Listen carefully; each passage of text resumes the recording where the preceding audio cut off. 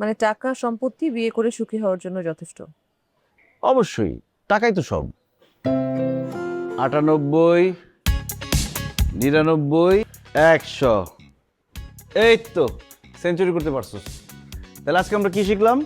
হারামের টাকা খাওয়ান যাবো না। গুড। বাজারের টাকা বিলের টাকা থেকে কোনোভাবে মারিং করা যাবে না। যতই বাবা মা ভাই বোন বউ বাচ্চা অসুস্থ থাকুক, অসৎ হওয়া যাইব না। কারণ সুস্থ অসুস্থ করার মালিক কে? আল্লাহ। বাড়ির মালিক রে বুঝায় বলবি, তার কাছে টাকা চাইবি, হাত পাতা যাইব না, ধার চাইবি। কারণ ভিক্ষা করা আমাদের ধর্মে নিন্দনীয় কাজ। কষ্ট করতে হবে, পরিশ্রম করতে হবে, তারপর ইনকাম করতে হবে।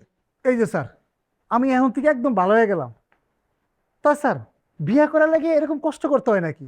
এই বাড়ির নিচে গ্যারেজে ঘুমাইতে হয় না? মানে স্যার কইতেছিলাম কি, এই পাশের বাড়ির একটা সুন্দরী কাজের মাই আছে, আমি ওরা লাভ করি তো।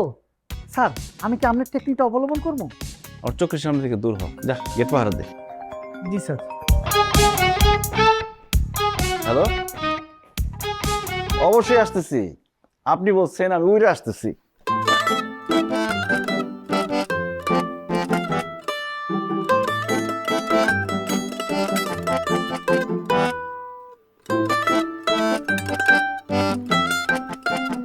চলেন হাঁটতে হাঁটতে কথা বলি।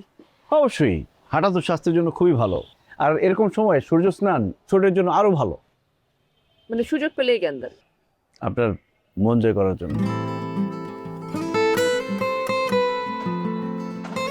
আমি আপনাকে বিয়ে করবো কেন বলেন তো? কারণ আমি শিক্ষিত, ভালো চাকরি করি, টাকা পয়সা ভালোই জমিয়েছি, বাড়িতে সম্পত্তিও আছে। মানে টাকা সম্পত্তি বিয়ে করে সুখী হওয়ার জন্য যথেষ্ট? অবশ্যই, টাকাই তো সব।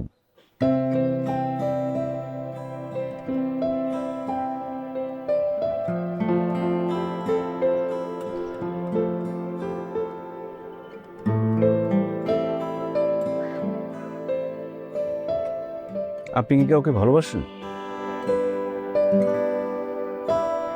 আমার যদি কোনো প্রেমিক থাকতো, আমি যদি কাউকে ভালোবাসতাম, সেটা আমি আপনাকে নিজেই বলে দিতাম।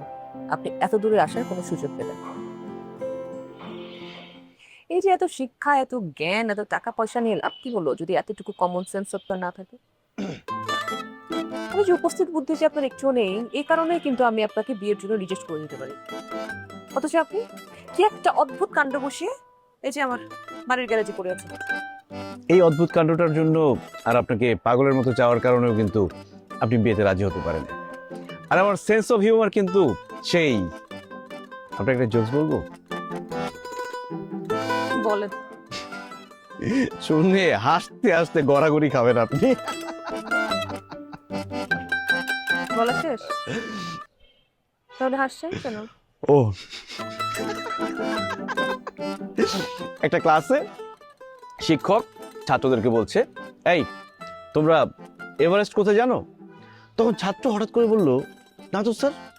তখন শিক্ষক রেগে গিয়ে বলল, এভারেস্ট কোথায় সেটাই জানো না? ছাত্ররা বলছে, না স্যার জানি না। কেন? ঠিক আছে, বেঞ্চের উপর দাঁড়াও, কান ধরে দাঁড়াও। তখন ছাত্র বলল, কেন স্যার, বেঞ্চের উপর কান ধরে দাঁড়ালে কি এভারেস্ট দেখতে পাবো?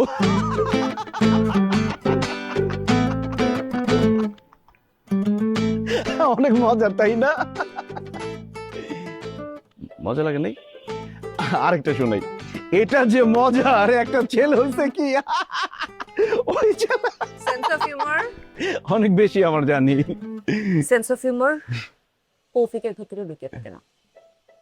মজার কথা, রোজে বললাম উপস্থিত বুদ্ধি, কমন সেন্স তার মধ্যে লিখে।